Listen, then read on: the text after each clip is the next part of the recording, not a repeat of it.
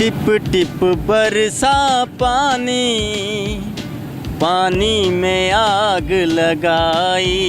इतना सिंगर बनने का शौक कैसे पैदा हुआ आपको? बचपन से था, स्कूल में थे। जब गाना आपने पहला गाया था, कौन सा गाना गाया? मैं कुमार सानू और उदित नारायण का फ़ैन हूँ। मैं सीडी पर लगा कर गाना सुनता था ना जब, तो उसके साथ गाता था। कहाँ के रिहायशी हैं? फैसलाबाद के ना, फैसलाबाद की रिहायशी। फैसलाबाद समुंदरी शहर है वहाँ का। उधरों मैं फैसलाबाद आ गया ਗਾਉਣ ਵਾਸਤੇ। ਉੱਥੇ ਜੋ ਮੈਂ ਗਾਉਣਾ ਪਿਆ, ਪ੍ਰੋਗਰਾਮਾਂ ਦੇ ਨਾਲ ਜਾਣਾ ਪਿਆ, ਮੇਲੇ ਮੰਡੀਆਂ ਜਿਹਨੂੰ ਕਹਿੰਦੇ ਨੇ, ਉਹਨਾਂ ਤੇ ਜਾਣ ਲੱਗ ਗਿਆ ਨਾਲ। ਉਹਨਾਂ ਨੇ ਮੈਨੂੰ ਅੱਜ ਤਾਈਂ ਸਟੇਜ ਤੇ ਨਹੀਂ ਚੜਨ ਦਿੱਤਾ। ਕਹਿੰਦੇ ਪੈਸੇ ਚੁੱਕੋ, ਪੈਸੇ ਚੁੱਕੋ, ਤੁਹਾਨੂੰ ਪੈਸੇ ਚੁੱਕਣ ਵਾਸਤੇ ਲਿਆਂਦਾ ਸੀ ਘਰੋਂ। अस्सलाम वालेकुम। वालेकुम सलाम। क्या नाम है आपका? सुफियान अली। सुफियान, मुझे बताएं कि कितने साल हो गए आपको लाहौर आए? 4 साल हो गए।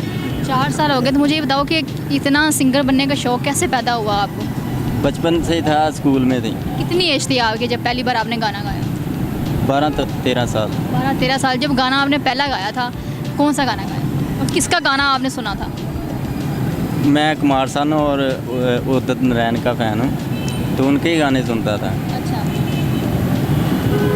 टिप टिप बरसा पानी, पानी में आग लगाई। आग लगी दिल में तो दिल को तेरी याद आई। तेरी याद आई तो छा गया मुझ पे दीवानापन। मेरे बस में नहीं मेरा मन, मैं क्या करूं।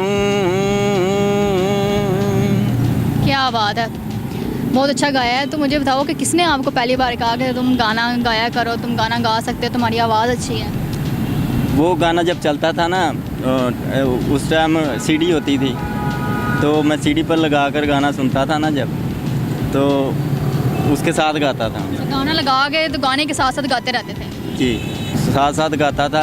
तो वो मेरा जो बड़ा भाई है वो कहता है तुम अच्छी आवाज़ है तुम्हारी, तुम गाया करो। उसने पंजाबी च कहते ना चुकता। हाँ जी। उन्होंने चुकता कि तू गाया कर है। हाँ जी, मैं पंजाबी जी गल करा। पंजाबी में करे। ਉਹਨਾਂ ਨੇ ਕਿਹਾ ਵੀ ਤੁਸੀਂ ਫੈਸਲਾਬਾਦ ਜਾਓ ਤੇ ਉੱਥੇ उन्होंने क्या लाहौर जाओ? नहीं नहीं फैसलाबाद। फैस आप कहाँ के रिहायशी हैं? फैसलाबाद के ना, फैसलाबाद की रिहायशी। फैसलाबाद समुंदरी शहर है वहाँ का। उधरों मैं फैसलाबाद आ ਗਿਆ ਗਾਉਣ ਵਾਸਤੇ। ਉੱਥੇ ਜੋ ਮੈਂ ਗਾਉਣਾ ਪਿਆ, ਪ੍ਰੋਗਰਾਮਾਂ ਦੇ ਨਾਲ ਜਾਣਾ ਪਿਆ, ਮੇਲੇ ਮੰਡੀਆਂ ਜਿਹਨੂੰ ਕਹਿੰਦੇ ਨੇ, ਉਹਨਾਂ ਤੇ ਜਾਣ ਲੱਗ ਗਿਆ ਨਾਲ। ਉਹਨਾਂ ਨੇ ਮੈਨੂੰ ਅੱਜ ਤਾਈਂ ਸਟੇਜ ਤੇ ਨਹੀਂ ਚੜਨ ਦਿੱਤਾ। अच्छा, क्यों नहीं चढ़न था? ਕਹਿੰਦੇ ਪੈਸੇ ਚੁੱਕੋ, ਪੈਸੇ ਚੁੱਕੋ, ਤੁਹਾਨੂੰ ਪੈਸੇ ਚੁੱਕਣ ਵਾਸਤੇ ਲਿਆਂਦਾ ਸੀ ਘਰੋਂ। अच्छा, ਤੁਹਾਨੂੰ ਸ਼ਾगिर्द भी ਤਾਂ ਬਣਾਇਆ ਤੁਸੀਂ ਪੈਸੇ चुकने। तो आपने बताया नहीं था कि मैं गा लेता हूँ? मैंने उनको बताया कि मैं गा लेता हूँ, लेकिन वो मानते नहीं ना। कोई भी आदमी हो आगे से नहीं जाने देता ना, पिछले आदमी से आगे आप अपने से। मैं ही आगे आगे रहा हूँ। हाँ जी। तो वो मैंने कभी उन्होंने स्टेज ਤੇ ਨਹੀਂ ਚੜਨ ਦਿੱਤਾ। मैं ਉੱਥੇ 8 ਸਾਲ ਰਿਹਾ, ਫੈਸਲਾਬਾਦ ਦੇ ਵਿੱਚ ਉਹਨਾਂ ਦੇ ਨਾਲ ਰਿਹਾ 8 ਸਾਲ। ਫਿਰ ਮੈਂ ਉੱਥੋਂ ਆ ਕੇ ਉੱਥੋਂ ਮੈਂ ਛੱਡ ਆਇਆ, ਲਾਹੌਰ ਆ ਗਿਆ। ਹੁਣ ਇੱਧਰ ਮੈਨੂੰ 4 ਸਾਲ ਹੋ ਗਏ ਆ। उस फैसलाबाद से किसी ने भी नहीं मतलब साथ देता? ਕਿਸੇ ਨੇ ਸਾਥ ਦਿੱਤਾ। ਜੋ ਵੀ ਜਿਹੜਾ ਬੰਦਾ ਵੀ ਟੱਕਰਦਾ ਸੀ ਨਾ, ਉਹ ਕਹਿੰਦਾ ਸੀਗਾ ਵੀ ਤੂੰ ਮੇਰੇ ਨਾਲ ਲੱਗ ਜਾ ਤੇ ਮੈਂ ਤੈਨੂੰ ਜਾਚ ਸਿਖਾਵਾਂਗਾ, ਤੈਨੂੰ ਅੱਗੇ ਵੀ ਲਿਆਵਾਂਗਾ, ਸਾਰਾ ਕੁਝ ਕਰਾਂਗਾ। ਤੇ ਕੰਮ ਵੀ ਸਾਡਾ ਘਰ ਰਹਿ ਇੱਥੇ, ਦਿਹਾੜੀ ਕਰ, ਮਿਹਨਤ ਕਰ, ਤੇ ਸ਼ਾਮ ਨੂੰ ਸਾਡੇ ਕੋਲ ਆ, ਤੇਰੀ ਰੈਸਲ ਕਰਾਇਆ ਕਰਾਂਗੇ, ਤੇਰਾ ਗਾਣਾ ਕਰਾਇਆ ਕਰਾਂਗੇ, ਸਾਰਾ ਕੁਝ ਕਰਾਇਆ ਕਰਾਂਗੇ। ਮੈਂ ਉਹਨਾਂ ਦੇ ਕੋਲ ਰਹਿੰਦਾ ਰਿਹਾ, ਕੰਮ ਕਰਕੇ ਉਹਨਾਂ ਨੂੰ ਪੈਸੇ ਵੀ ਦਿੰਦਾ ਰਿਹਾ ਕਿ ਮੇਰੇ ਉਸਤਾਦ ਨੇ, ਲੇਕਿਨ ਉਹਨਾਂ ਨੇ ਮੈਨੂੰ ਅੱਗੇ ਲਿਆਉਣ ਦੀ ਕੀਤਾ ਹੀ ਕੁਝ ਨਹੀਂ। अच्छा, फिर ਉਸ ਤੋਂ ਬਾਅਦ ਮੈਂ 8 ਸਾਲ ਉਹਨਾਂ ਦੇ ਨਾਲ ਰਿਹਾ, ਉੱਥੇ ਮਿਹਨਤਾਂ ਕੀਤੀਆਂ। ਇੱਥੇ ਤੱਕ ਮੈਂ ਝਾੜੂ ਵੀ ਮਾਰੇ, ਝਾੜੂ ਵੀ ਉੱਥੇ ਮਾਰੇ, ਗਲੀਆਂ 'ਚ। कि मैं एक अच्छा सिंगर बन जाऊँ? ਹਾਂਜੀ, ਅੱਛਾ ਸਿੰਗਰ ਬਣ ਜਾ। ਜਿਹੜੇ ਝਾੜੂ ਵਾਲੇ ਹੁੰਦੇ ਉਹਨਾਂ ਦੇ ਨਾਲ ਲੱਗ ਕੇ ਮੈਂ ਦਿਹਾੜੀ ਵੀ ਕੀਤੀ, ਝਾੜੂ ਮਾਰਦਾ ਰਿਹਾ, ਮਿਹਨਤਾਂ ਕੀਤੀਆਂ। ਉਹਨਾਂ ਨੇ ਕਦੇ ਮੇਰੀ ਕਦਰ ਨਹੀਂ ਕੀਤੀ। ਮੈਨੂੰ ਉਹਨਾਂ ਨੇ ਗਾਣਾ ਗਾਉਣ ਦਾ ਮੌਕਾ ਹੀ ਨਹੀਂ ਦਿੱਤਾ, ਕਿਸੇ ਸਟੇਜ 'ਤੇ ਨਹੀਂ, ਕਿਸੇ ਜਗ੍ਹਾ 'ਤੇ ਗਾਉਣ ਦਾ ਮੌਕਾ ਨਹੀਂ ਦਿੱਤਾ। ਜਦੋਂ ਮੈਂ ਉਹਨਾਂ ਨੂੰ ਕਹਿਣਾ, ਉਹਨਾਂ ਨੇ ਕਹਿਣਾ ਤੂੰ ਅਜੇ ਠਹਿਰ ਜਾ, ਅਸੀਂ ਗਾ ਲਈਏ। ਫਿਰ ਉਹਨਾਂ ਜਿਕਰ ਨੂੰ ਫੰਕਸ਼ਨ ਖਤਮ ਹੋ ਜਾਂਦਾ। उन्होंने कहना पैसे चुको। आप पैसे चुको बस। इधर आया फैसलाबाद से लाहौर, तो इधर 4 साल हो गए हैं इधर।